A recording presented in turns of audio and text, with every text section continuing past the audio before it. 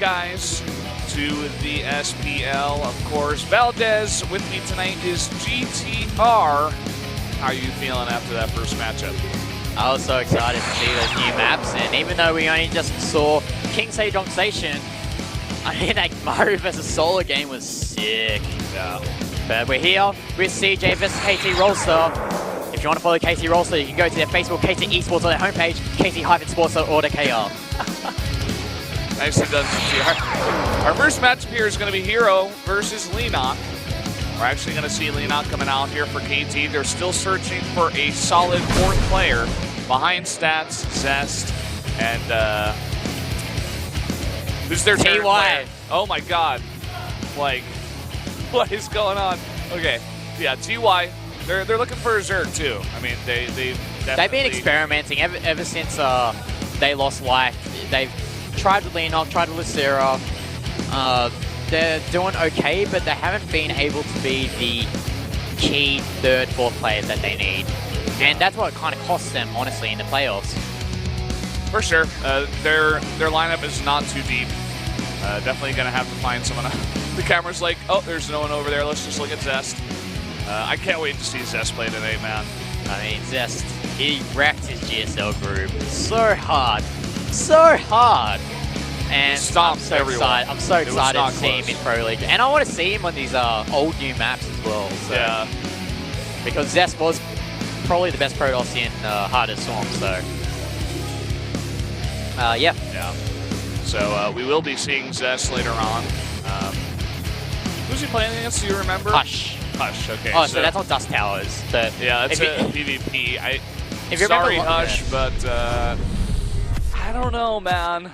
As we see here, CJ looking quite sad, honestly. They did lose Byung because he does have some health issues right now, so all the best for his recovery. But unfortunately for them, they have pretty much the thinnest roster in Pro League, and we saw how thin their roster was. They did pretty poorly last round. Yeah, we were talking about, you know, maybe KT's roster was not deep, but definitely CJ with only 5 players.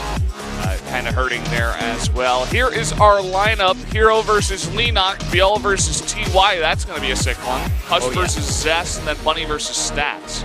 No doubt the marquee matchup for this series is Biel versus TY on SPL2016 Station. Yeah, so, there we go. I mean, we're like jumping in our seats here. I swear they played a bunch of times on that map too, like last year and the year before that. So, gonna get to see the rematch, I suppose.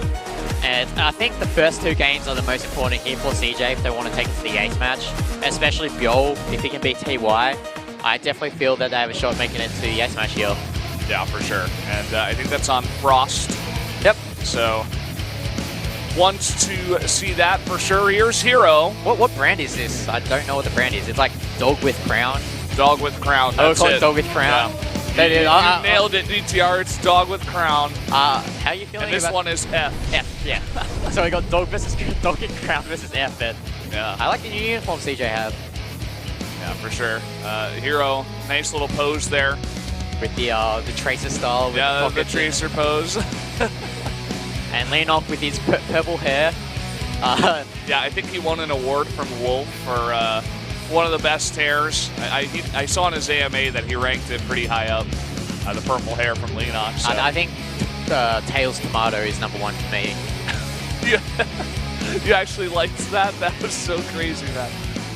But we can see the purple faded a bit less. It's becoming all sorts of red now. Look at this, 7-0 once again against Leenock. It feels like, besides the Trap versus Reality game, all the predictions have been pretty one-sided so far. Yeah, 6-1, 6-1, 7-0, and then 4-3 for Trap Reality. And now we got another 7-0. Looking at the games tonight, you and I were talking and saying it was pretty easy to predict in our mind, you know? And so far, we've been on point. So let's see who's going to win game number 1. Will it be Dog with Crown, or will it be F? The red F. But yeah, the first map here is going to be Lerilak Crest. So it's going to be a fun one here for this PvC. Let's jump into it right now. herO versus Leenock for game number 1.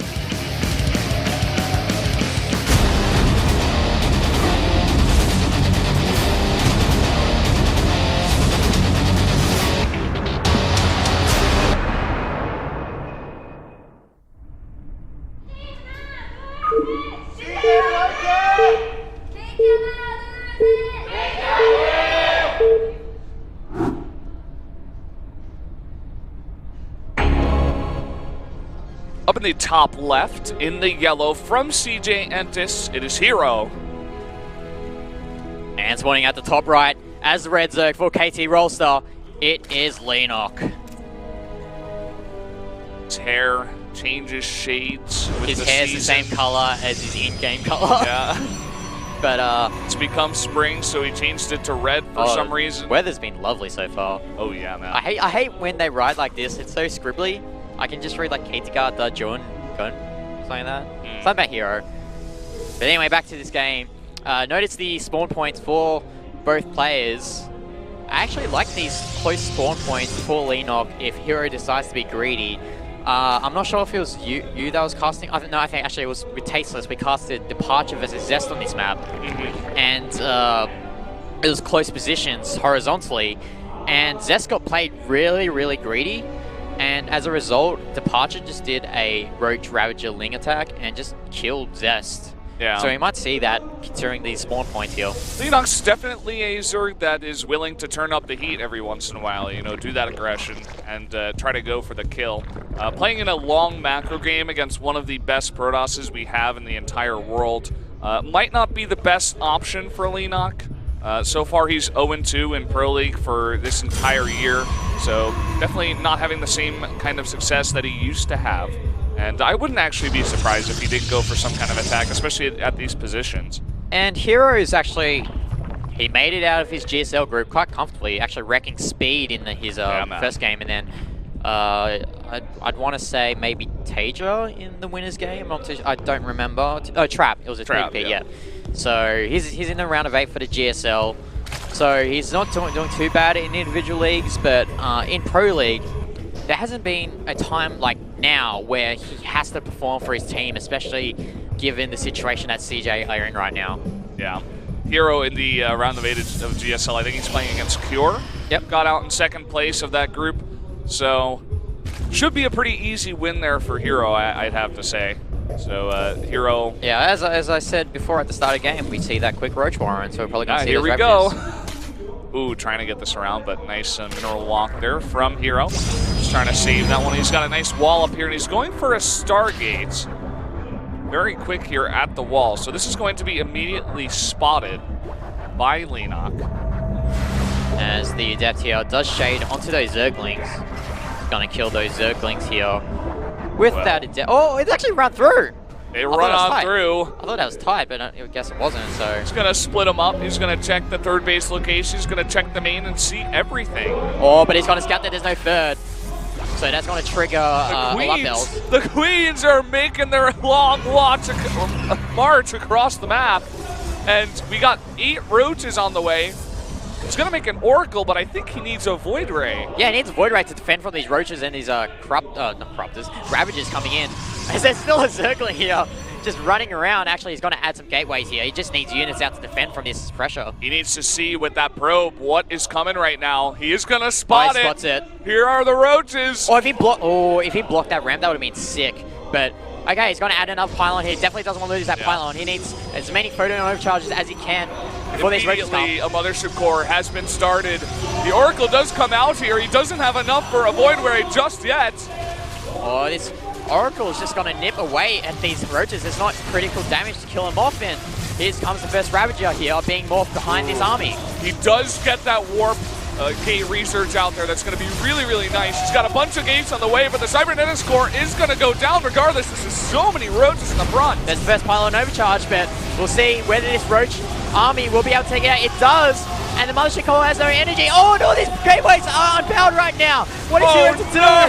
Oh, the Oracle's coming in now. That's not going to be enough. It goes down, and he's got no answer for these units. I think that might be it, especially with all these gateways being outpowered. There's no way you can get any units out here.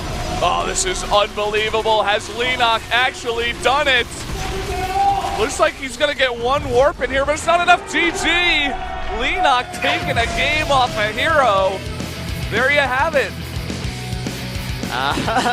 Honestly, when I saw that Roach Warren go down, I had a feeling that Leenock was going to win that game. Yeah, man. GTR, you saw the future, man. Even though I voted for herO, I mean, we all lost there in predictions, so it doesn't really matter. But it was a good build there from Leenock, and herO just not getting those pylons out in time, not getting the mothership core out in time. So I think if he had another overcharge there, it would have helped a lot. At the very beginning, if he went for the build where you get that safe mothership core very fast instead of the fast Stargate, I think he could have helped. And then maybe even instead of going for the quick Stargate, maybe just going to add those extra 2 gateways for Stargate, get those units out much quicker. I think that would have helped as well. For sure. It was just kind of a slight build order win. I feel like herO could have scouted a bit. Well, he did scout the not the 3 o'clock, but the 3rd base, and he did see a hatchery there. So I'm not sure why herO didn't adapt his build order to justify the fact that he didn't see that expansion. So yeah, just try to play it a bit safer, perhaps, you know.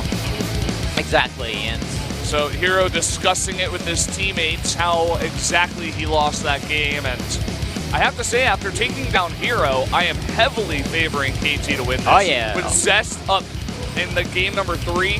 Oh, yeah. I mean, you all can win the next game, but the 2 games after that is a big mountain to climb for CJ and Tus. Yeah. I think CJ were banking on herO to take out that first game on Lerilak Crest against Leenock, but unfortunately for them, they are 1 game down. Yeah. That's always been the name of the game for CJ. They need herO and Biel to win, and then they get into an ace match and herO plays and he wins. That's how they win matchups. But if herO loses to a cheese, well, it's just not looking good for them, I have to be honest. Yeah, so it looks like Dog with Crown is back against the wall against F. F taking the win. Yep, as we see here, our next game, Biel against TY, and this should be a sick game on King Sejong Station.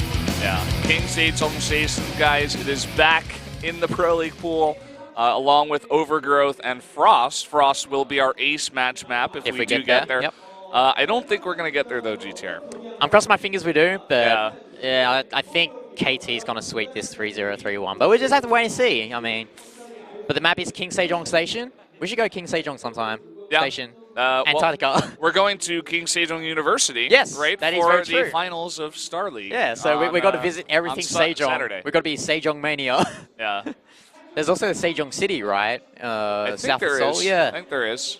So there's King Sejong Station, there's Sejong Station, there's Sejong University, there's Sejong, what else? Sejong Road. Yeah.